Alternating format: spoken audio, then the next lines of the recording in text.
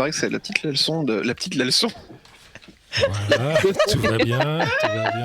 C'est le son, qu'on avait un problème de son, du coup c'est le petit problème de la leçon de la semaine, numéro 8, je mouille monsieur.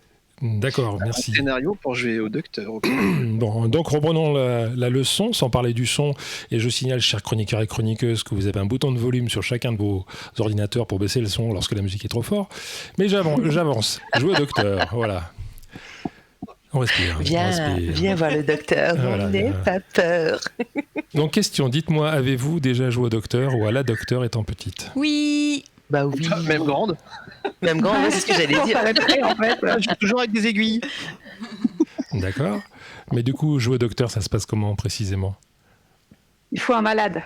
D'accord, mais ça c'est ce qu'il faut. Mais voilà, tu fais la liste des courses, il faut un malade, il faut un docteur, il faut des choses. Qu'est-ce qu'on fait ?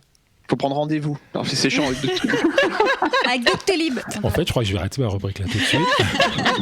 Parce qu'entre les problèmes de son pendant la pause musicale, où je recevais des messages subliminaux, et là, je vais avoir du mal. Donc voilà, qu'est-ce qui se passe ? Parce que, alors, la différence entre mettre en place quelque chose qui va dire une ambiance et un scénario, c'est de ça qu'on va parler. Donc c'est pour ça que je vous pose la question dès le départ. Jouer au docteur, d'accord, mais on fait quoi ? Bah, il faut mettre... c'est ce que tu viens de dire, il faut mettre l'ambiance. Il faut mettre une tenue. D'accord, mais ça c'est l'ambiance. Et après, qu'est-ce qui se passe ? C'est un jeu de rôle. Et on joue.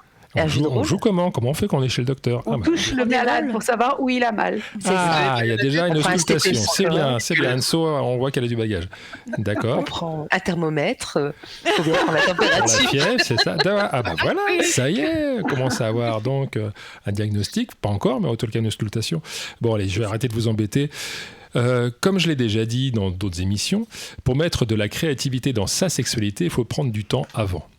Prendre le temps de fantasmer, d'imaginer plusieurs versions, sinon on reste dans l'improvisation le moment venu, ce qui est bien et pourquoi pas, mais d'improvisation en improvisation, on reste dans les lieux communs ou pire dans les mêmes routines lorsqu'on se connaît depuis un bout de temps. Donc comme je l'ai déjà dit, prenez votre temps, si vous avez envie, prenez 1 heure ou 2, ne faites rien, réfléchissez juste la prochaine fois, qu'est-ce qu'on va faire ? Donc à partir de cette idée simple jouer au docteur, voici ce que j'ai imaginé pour mon prochain rendez-vous avec ma chère soumise Marie Begonia. Et je suis désolé les filles, ça tombe samedi, je ne savais pas parce que je crois que samedi, on va faire une petite parenthèse, vous avez encore un autre spectacle qui est... La flaque. La flaque, vous faites aussi la flaque, on en parlera juste après. Tu peux venir avec ta soumise. Oui, mais moi je vais jouer au docteur avec ma soumise. Tu peux jouer au docteur dans le public de la flaque. Je pense pas, tu vas voir ce qui se passe. Moi je sais pas. Donc voilà, j'y ai réfléchi pendant plusieurs jours, je vais y arriver, un peu chaque soir en me couchant, puis j'ai rédigé le scénario. Ça m'a pris 2 heures environ et je lui ai envoyé hier. Mais vous pouvez très bien ne rien rédiger, moi j'adore écrire, c'est pas le problème. Non, vous pouvez juste noter dans un coin de la tête les différentes étapes, les surprises et les plans B au cas où certaines des étapes auxquelles vous avez pensé ne se déroulent pas comme prévu. Petite précision pour la suite, je m'identifie comme un homme, Marie Begonia comme une femme, mais vous pouvez très bien adapter le scénario qui suit à votre convenance. C'est pas je mouille monsieur, vous mettrez autre chose à la place. L'idée directrice étant que le soumis ou la soumise ressente un trouble dont il faudrait le soigner. Donc voici ce que j'ai envoyé à Marie Begonia pour samedi soir. Étape 1, la présentation. Marie Begonia, lorsque tu frapperas à la porte, je viendrai regarder par le Judas. Je toquerai alors moi-même 3 fois. Tu poseras ton sac et tes affaires par terre et tu soulèveras alors ton haut de tes 2 mains pour me montrer tes seins. Puis tu compteras jusqu'à 10 afin de te présenter à moi lentement et à voix haute, les seins toujours dévoilés. Si une personne vient à passer dans l'escalier, rebaisse immédiatement ton haut, puis recommence à partir du début dès qu'elle s'est éloignée.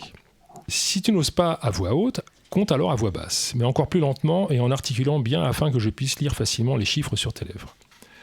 Ensuite, si tu n'oses pas me montrer tes seins à travers le Judas, c'est sans doute un peu trop tôt pour toi ce genre de jeu, reste habillé et je comprendrai.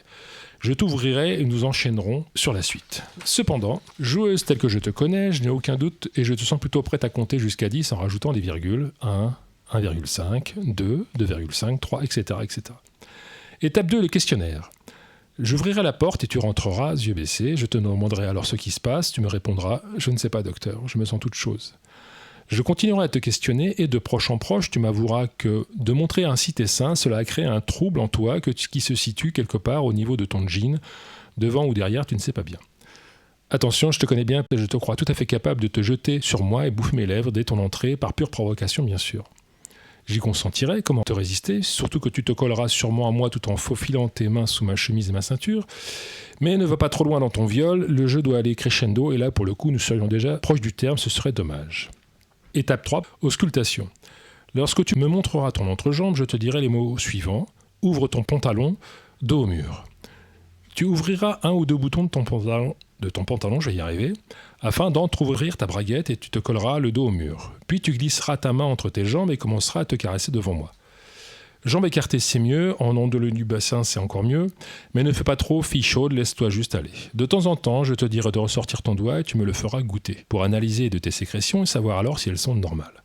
3 tests sont nécessaires, au bout d'1 minute, au bout de 2 minutes et au bout de 4 pour le dernier. Pour le test de ton autre orifice, puisque le trouble peut aussi venir de là, il se fera selon ton degré d'envie, je ne veux rien t'imposer. Il peut être uniquement visuel, tu me montreras juste ton ou tes doigts entrer et sortir de ton petit rond. Attention, durant le test de face, ton jean taille basse sera juste entrouvert mais pas descendu. Durant le test par derrière, il ne devra pas descendre plus que nécessaire. Tes 2 globes fessiers, déjà magnifiques et sortant tout juste de ton jean, seraient ainsi encore mieux mis en valeur. Étape 4, le diagnostic. Le diagnostic est fait, c'est ton jean taille basse et moulant qui, frottant sans cesse sur ton sexe et tes fesses, a déclenché ce trouble dont tu souffres. 5e étape, le traitement. Il n'existe malheureusement à ce jour qu'un seul remède pour te soigner de ton trouble. Un trouble encore plus grand. À moins que tu ne portes plus jamais de pantalon moulant, c'est à toi de voir. Mais pour aujourd'hui, puisque le trouble est là, tu dois être baisé dans les grandes longueurs. Et comme nous ne sommes que 2 dans ce cabinet de consultation, il va me falloir me dévouer pour t'administrer le traitement. Va à 4 pattes jusqu'au lit, cambre-toi et veille bien à offrir à mon regard les zones à soigner. Puis tu choisis. Allongé sur le ventre, 2 coussins en dessous de tes hanches pour remonter ton fessier, ou allongé sur le dos, jambes relevées au-dessus de la tête, chatte et cul offert là aussi. Puis, choisis encore, montre-moi du doigt, traitement vaginal ou traitement anal. 6e étape, la guérison.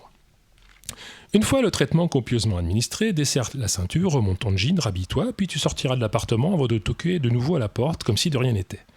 Alors je t'ouvrirai et, guéri, tu me diras en rentrant « Bonjour mon amour, ça sent bon chez toi, qu'est-ce que tu as préparé à manger ?» Car en effet, la guérison ne peut être définitive que si nous ne parlons absolument pas de ce qui s'est passé la demi-heure précédente. Si un seul mot y fait allusion, le jour même ou plus tard, il faudra malheureusement tout reprendre depuis le début, car tu risques une rechute sévère. Voilà, j'ai fini, c'était ma petite leçon pour jouer au docteur. Merci de m'avoir écouté. Merci docteur, du coup on vous doit combien? Vous êtes conventionné secteur 1 et la bonne... Merci, non, j'ai désolé de t'embêter, mais c'est trop facile.